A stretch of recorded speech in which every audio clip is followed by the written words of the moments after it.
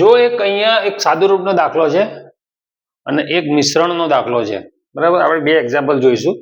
આ બંને example work assistant ગૌણ સેવા પસંદગી મંડળની 2025ની લેટેસ્ટ એક્ઝામમાં પૂછાયેલો છે. બંને એક્ઝામ્પલ કોઈને ટ્રાય કરવો હોય, કોઈએ પ્રેક્ટિસ કરી હોય ગણિતની વધારે પડતી, તો જાતે બી પોઝ કરીને ગણી શકે છે. આપણે જવાબ અહીંયા લાવીશું, બરાબર.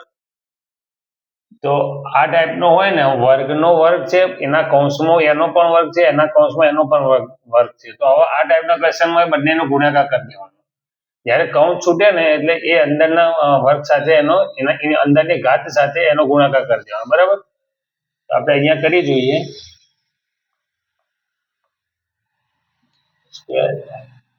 આ 3 ને 2 નો ગુણાકાર કરી દેવાનો. 3 ને 2 નો ગુણાકાર 6 આવે, બરાબર. ફરીથી એવી રીતે આ કૌંસ છોડો ત્યારે એ બંનેનો ગુણાકાર કરી દેવાનો. 6 નો અને 2 નો ગુણાકાર થશે.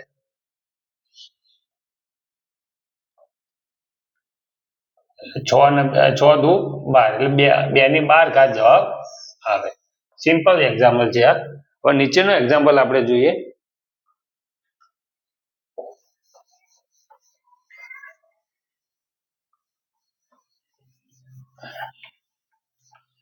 હવે અમે એવું કહે છે કે 64 લીટર પાણી સાથે ચોક્કસ માત્રામાં દૂધનું એક મિશ્રણ છે જેની કિંમત 80 પૈસા પર લીટર છે.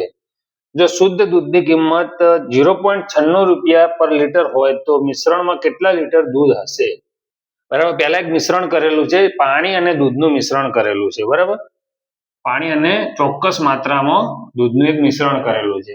હવે એની કિંમત આપી છે. એ જે બી મિશ્રણ છે એ 1 લીટરના 80 પૈસે વેચાય છે. મતલબ 1 લીટરના 80 પૈસા છે એ મિશ્રણના, બરાબર છે. બીજું કઈ વધારાની માહિતી આપી નથી. અને બીજું એક આપ્યું છે કેટલું પાણી છે, તો 64 લીટર પાણી છે. કેટલું દૂધ છે એ નથી આપ્યું. દૂધની માત્રા કેટલી છે એ નથી આપ્યું. તો આપણે અહીંયા જોઈશું કે આનું આપણે સમીકરણ કઈ રીતે બનાવવું એ ઇમ્પોર્ટન્ટ છે આમાં, બરાબર છે. તો પહેલા તો આપણે 0.96 રૂપિયા છે એના પૈસામાં બી લખી શકાય, મતલબ 96 પૈસા પર લીટર થાય, બરાબર. અહીંયા પૈસામાં આપ્યું છે તો આને બી પૈસામાં ફેરવી દેવાનું એટલે ભૂલ ના પડે આપણને. હવે કેટલા લીટર દૂધ હશે મિશ્રણમાં? હવે આ દાખલો આમ તો કન્ફ્યુઝ કરી નાખે એવો છે, કેમ કે આની અંદર દૂધની કિંમત આપી દીધી છે. દૂધની કિંમત શું છે? 0.96 રૂપિયા પર લીટર, મતલબ કે 96 પૈસા પર લીટર દૂધની કિંમત આપેલી છે, પણ પાણીની કિંમત નથી આપી. એટલે આપણે પાણીની કિંમત અહીંયા 0 લેશું, બરાબર. પાણીની કિંમત 0 લેશું. હકીકતમાં 0 નથી પાણીની કિંમત. અત્યારે બોટલ લો તો 10 રૂપિયા છે પાણીના, બરાબર છે. પણ અહીંયા એવું લેવું પડશે. જે બી એક્ઝામમાં દાખલો પૂછાયેલો હતો એમાં બી આ નથી આપેલું, બરાબર છે. હવે આનું સમીકરણ કઈ રીતે બનાવવું એ મોસ્ટ ઇમ્પોર્ટન્ટ વસ્તુ થાય. તો સમીકરણ શરૂઆતના 10 થી 15 સેકન્ડમાં તમારે કન્ફ્યુઝન થઈ જાય ને તો દાખલો છોડી મૂકવાનો, નહીંતર આ દાખલો બહુ લેન્ધી થઈ શકે છે.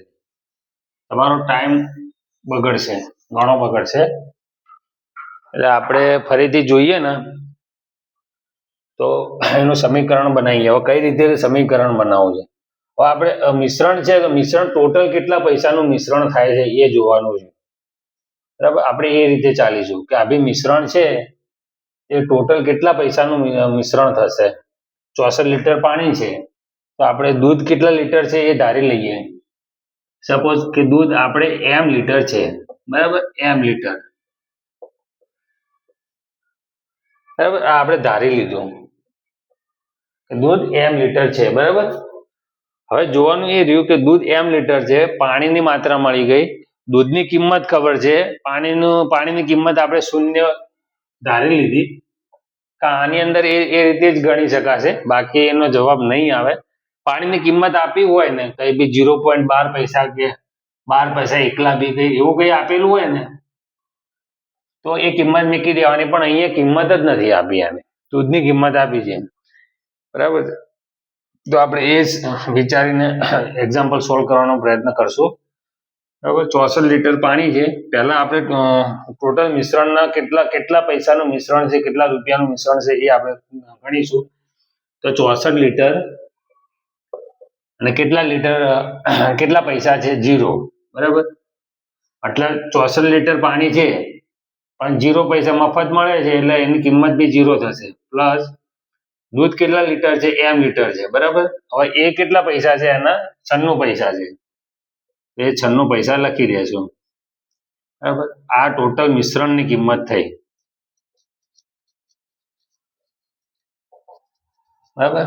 જે બી મિશ્રણ બનશે ને એની કિંમત થાય, એનું સાદુરૂપ આપીએ તો આ શૂન્ય થઈ જશે એટલે 96 m એ મિશ્રણની કિંમત થઈ, બરાબર. હવે ફરીથી બીજું એક સાદુરૂપ આપીએ આપણે, મિશ્રણની કિંમત ફરીથી કઈ રીતે શોધી શકાય એ આપણે જોઈશું આમાં.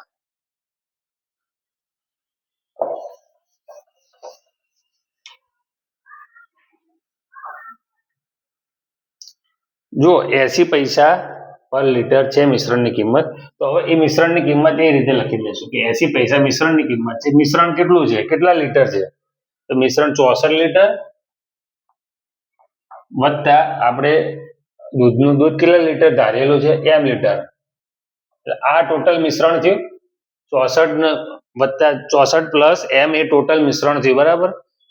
અને એના પૈસા સાથે ગુણી દેવાના એટલે ટોટલ મિશ્રણની કિંમત મળી જાય, બરાબર. આનો ગુણાકાર કરશો તો કેટલો આવશે 80, 32, 3, 48, 51, બરાબર.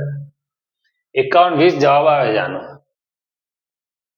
51, 20 વત્તા 80 m, આ ટોટલ મિશ્રણની કિંમત બંને સરખાઈ દેવાની. હવે આ બી મિશ્રણની કિંમત 96 m થાય છે અને અહીંયા આ થાય છે, બંનેને આપણે સરખાઈએ.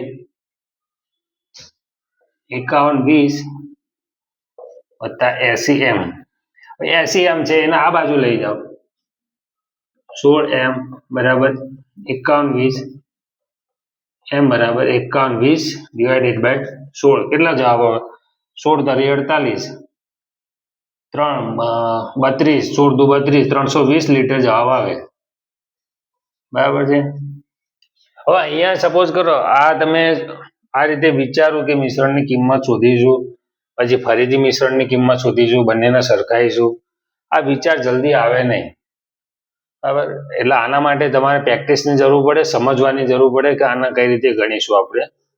હા, એટલું ખરું કે અહીંયા કદાચ પાણીની કિંમત આપી હોય ને તો આપણને થોડો ઘણો આઈડિયા આવી જાય, પણ અમે પાણીની કિંમત આપી નથી, આપવી જોઈએ પણ આપી નથી, બરાબર. આ ટાઈપના પ્રશ્નો આપણે નેક્સ્ટ ટાઈમ પર સોલ્વ કરીશું.